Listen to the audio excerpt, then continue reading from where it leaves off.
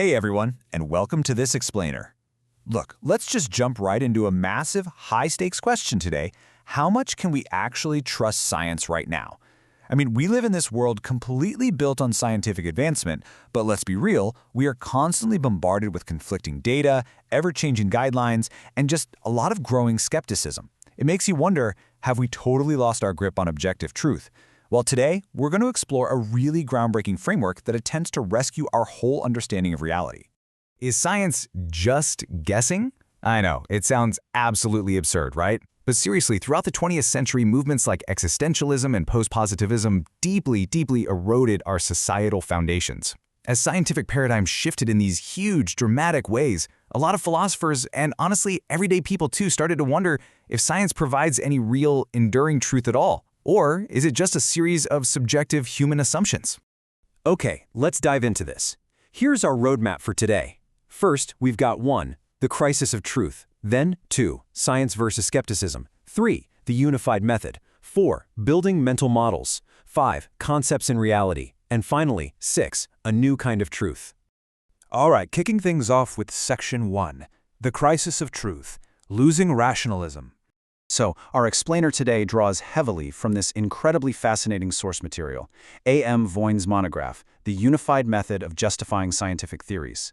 And what's just so ambitious about Voin's work is the end goal here. He's not just trying to patch up a couple of tiny holes in physics, he literally wants to restore science's special epistemological status. Basically, its unique claim to truth, across both the hard sciences and the humanities, the whole shebang. We are basically looking at an extreme tug-of-war in human thought here. On the left side, you've got classical rationalism. Think of thinkers like Marx, who really believed science was this absolute perfect mirror of reality, like a finished puzzle where we're just snapping in the final pieces. But when that proved false, the pendulum swung incredibly hard to the right, toward relativism and post-positivism. And this is that chaotic belief that, well, because science changes, there just is no objective truth at all. Moving right along to Section 2, Science versus Skepticism, the historical shift.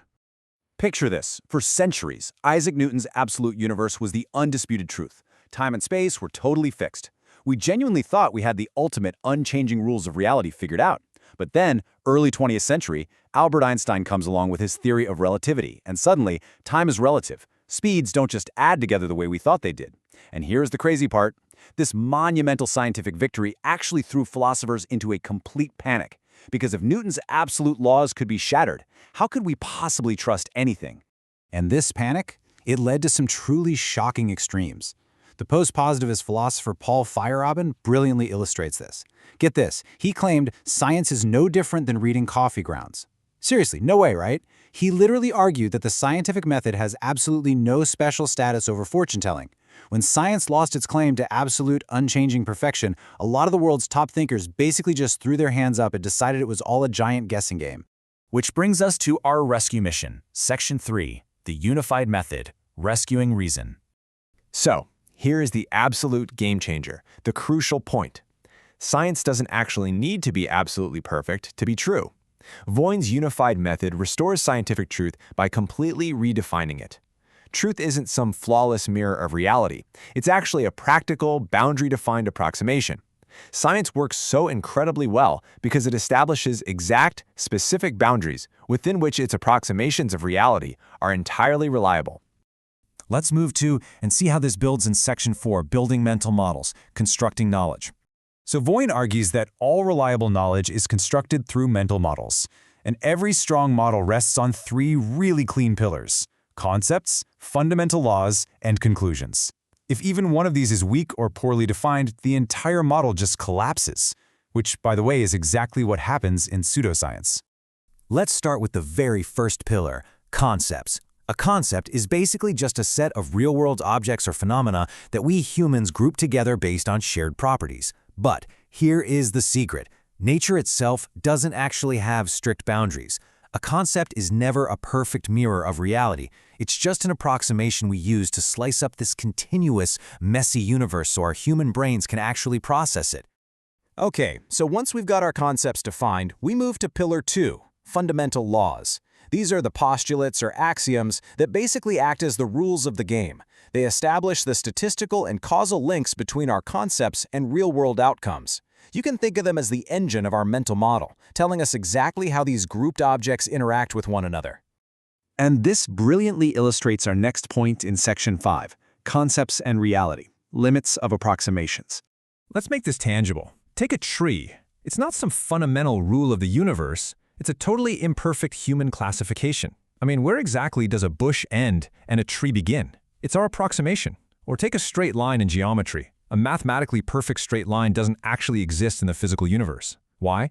Because massive objects, like stars, literally bend space and the light traveling through it with their gravity. Even solid bodies are just approximations.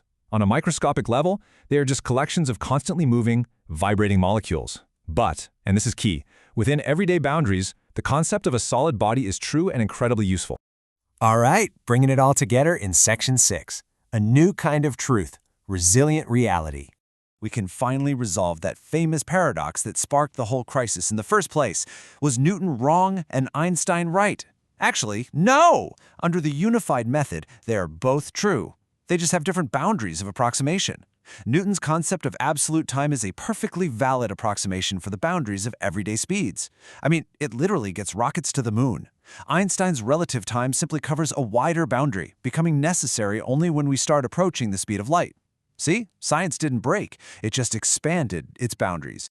Now you might be thinking, okay, sure, but why does this abstract philosophy actually matter to me? Well, the author points out 3 massive societal benefits. First off, it prevents pseudoscience. If a theory can't define its boundaries, it flat out isn't science. Second, it provides a really reliable foundation for morality and ethics, because it allows us to rationally model the outcomes of our social actions. And third, it protects democracy. When citizens understand how to rigorously test concepts in their bounds, we are actively protected from the manipulation of demagogues who love to deal in absolute, unprovable claims. So we've seen how the unified method essentially rescues truth right from the brink of skepticism by fully embracing boundaries and approximations. It teaches us something really powerful. To be rational isn't about knowing everything absolutely, it's about knowing exactly where our knowledge applies. So as you go out and navigate a world completely full of bold claims and conflicting data, I want to leave you with this. How will you measure the boundaries of your own truth? Thanks so much for exploring this fascinating topic with me today.